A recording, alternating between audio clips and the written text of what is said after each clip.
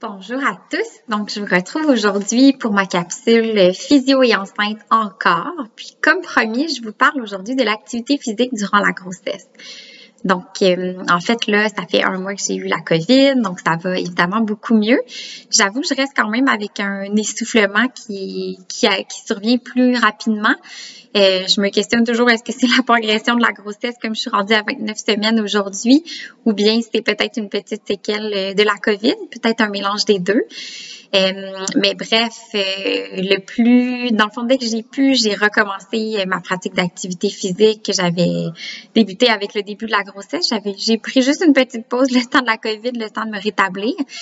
Mais dans le fond, le but de ma discussion aujourd'hui, c'est vraiment de prendre le temps de discuter avec vous à quel point c'est important de s'entraîner puis de faire de l'activité physique durant la grossesse. Donc, c'est vraiment super important. C'est bon pour la maman. Les bienfaits sont nombreux. C'est bon pour le bébé aussi. Ne serait-ce que pour ça aide au développement de ses propres capacités, adaptation cardiovasculaire, autant comme fœtus que comme futur humain. Puis les bienfaits sont vraiment nombreux chez la maman. Puis il n'y a vraiment aucune contre-indication à pratiquer de l'activité physique durant la grossesse dans les cas de grossesse non compliquée. Fait que quand il n'y a pas de complications, c'est vraiment, en fait, c'est non seulement ce n'est pas contre-indiqué, mais c'est une recommandation. La femme enceinte qui n'a pas de complications de grossesse devrait s'entraîner comme n'importe quelle personne.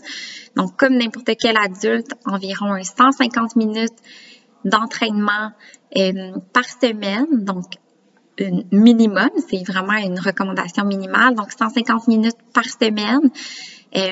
Puis même pour la femme enceinte, on recommande que ce soit, majoritairement une activité plus de type cardiovasculaire, mais d'associer aussi peut-être 1 à 2 séances par semaine de plus musculation pour le renforcement. En fait, ce qu'on encourage aussi, c'est de maintenir une activité qui était déjà pratiquée. Fait que si vous faisiez déjà un sport, des entraînements cardio-musculaires avec des impacts ou que vous faisiez de la course à pied, il n'y a vraiment aucun souci de continuer votre sport. Les sports qu'on voudrait éviter, ce seraient les sports qui sont à risque de chute et à risque de traumatisme. Mais en fait, c'est vraiment juste parce qu'on veut essayer d'éviter les traumas au niveau de l'abdomen qui, dans ce cas-là, un traumatisme au niveau de l'abdomen sera un facteur de risque pour avoir un décollement placentaire ou une complication quelconque au niveau de la grossesse.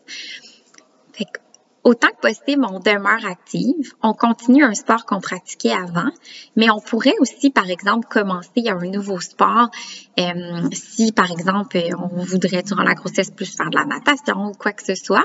C'est juste qu'il faut, si c'est un nouveau sport, il faut juste considérer que c'est quelque chose qu'on n'est pas habitué de pratiquer, fait qu'il faut se donner le temps de graduellement commencer cette activité-là, puis s'y habituer, tout simplement. Le gros bénéfice de s'entraîner durant la grossesse, c'est entre autres aussi que premièrement, si on est plus en forme durant la grossesse, on va probablement avoir une meilleure forme physique pour l'accouchement. On peut considérer que l'accouchement vaginal est comme un peu un marathon. Fait que c'est quand même une épreuve qui est assez intense. Puis si on s'y prépare en étant sédentaire durant toute la grossesse, on risque d'arriver beaucoup moins en forme à notre épreuve autour des 40 semaines à la fin de la grossesse. Alors que si on reste en forme, et oui qu'on s'adapte, qu'on respecte notre tolérance, que certaines journées qu'on va être plus fatigué, certaines journées on va peut-être pousser un petit peu moins l'entraînement, d'autres journées on va être capable de pousser davantage l'entraînement. Et on recherche toujours une intensité qui est à peu près modérée. Donc, on dit en général qu'on peut maintenir une conversation, mais il n'y a pas de problème pour une femme enceinte, surtout les femmes qui étaient habituées de pousser en intensité, de pousser un petit peu plus. Dans le fond, souvent, c'est des efforts qui sont plus intenses, mais bref, fait qu'il n'y a vraiment pas de souci non plus au niveau du bébé. Les études démontrent que c'est juste au-delà de 90% de la fréquence cardiaque maximale que là, il pourrait possiblement avoir des soucis au niveau du bébé, que le bien-être fœtal pourrait être compromis. Encore là, en haut de 90%, là, on parle d'intensité très, très élevée. C'est vraiment pas la majorité des gens qui se rendent là. Puis encore là, c'est pour un effort bref, c'est correct. Ce serait vraiment si c'est un effort prolongé. Fait que bref, si on respecte les recommandations, qu'on a une intensité minimalement modérée, il n'y a vraiment pas de souci, puis c'est fortement recommandé. Ça nous aide à être plus en forme pour l'accouchement. Il y a vraiment pas d'études qui démontrent que pratiquer l'activité physique augmente les complications de grossesse ni d'accouchement. Donc, pas plus de déchirure, pas plus d'instrumentation, pas plus de recours à la césarienne, etc. Pas plus de chances de fausse couche ou de prématurité ou de bébé de faible poids. C'est vraiment sécuritaire durant la grossesse de pratiquer l'activité physique.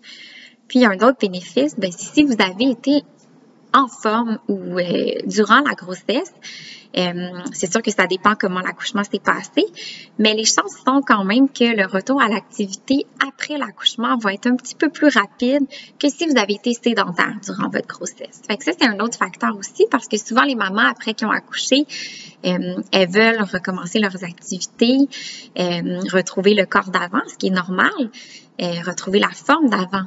Mais à ce moment-là, ça va être plus lent puis il va falloir y aller encore plus graduellement s'il n'y a pas eu de pratique d'activité physique durant la grossesse. Fait qu'il n'y a pas de problème d'adapter. Idéalement, si vous faites déjà un sport que vous aimez, vous le continuez. Vous adaptez au fur et à mesure, au 3e trimestre. Oui, il y a peut-être des mouvements qui vont changer, il y a peut-être des choses qui vont changer. C'est tout à fait normal. Mais dans le fond, c'est vraiment de suivre votre propre évolution, de ne pas vous empêcher d'être active, parce que la sédentarité durant la grossesse peut quand même avoir des effets néfastes d'une certaine façon. Puis, ayant vécu là, à 29 semaines, je peux considérer que ma grossesse se passe bien. Puis, je pense que je peux espérer que jusqu'à la fin, ça va aller très bien. Fait que c'est vraiment particulier pour moi de comparer la première grossesse de mon coco Louis où j'ai été alitée, j'ai pas pu faire de sport, j'ai été restreinte aux activités, restriction de la position debout, etc. Fait que vraiment, je suis arrivée complètement déconditionnée à mon accouchement. J'étais atrophiée, j'avais pas de force au niveau des abdominaux, j'avais pas de force au niveau des fessiers. Maintenir les positions, c'était difficile. Je me mettais en squat, j'avais besoin que quelqu'un me lève. Fait que je me sens privilégiée pour cette grossesse-ci de pouvoir pratiquer un sport. Fait que je pense que c'est notre devoir aussi pour être solidaire avec les mamans qui ont des complications vraiment pas faciles durant la grossesse puis qui voudraient peut-être être actives mais qui peuvent pas, de rester quand même actives durant la grossesse pour notre santé, pour la santé du bébé, puis aussi pour celles qui voudraient le faire mais qui peuvent pas. Fait que j'avoue, je me sens vraiment privilégiée de pouvoir bouger durant cette grossesse-ci, de pouvoir m'occuper de mon garçon, de pouvoir faire les tâches de la vie quotidienne, de pouvoir m'entraîner un bon 5 fois semaine, puis d'intégrer du cardio-musculaire, du cardio-vasculaire, de la musculation, du yoga, de vraiment avoir une pratique variée. Tu sais, je profite vraiment pleinement de chaque séance d'entraînement parce que j'ai tellement été restreinte à ma première grossesse que je trouve réellement que c'est une chance de pouvoir pratiquer l'activité physique durant la grossesse. Donc, j'espère que je vous ai convaincu des bienfaits et de la nécessité. Même, je pense qu'on peut commencer à dire que c'est non seulement pas contre-indiqué, mais que c'est indiqué et il faut rester active. Donc, j'espère que vous êtes convaincus. Puis, oubliez pas qu'on a une foule d'outils pour vous, les futures mamans et même les mamans sur notre site www.pelvilife.com. Je vous invite à voir nos offres de programme pour voir s'il y en a un qui pourrait vous concerner. Et puis moi, je vous retrouve le premier vendredi du mois de mars pour une prochaine capsule physio et enceinte encore. Donc, bonne journée à tout le monde. Bye!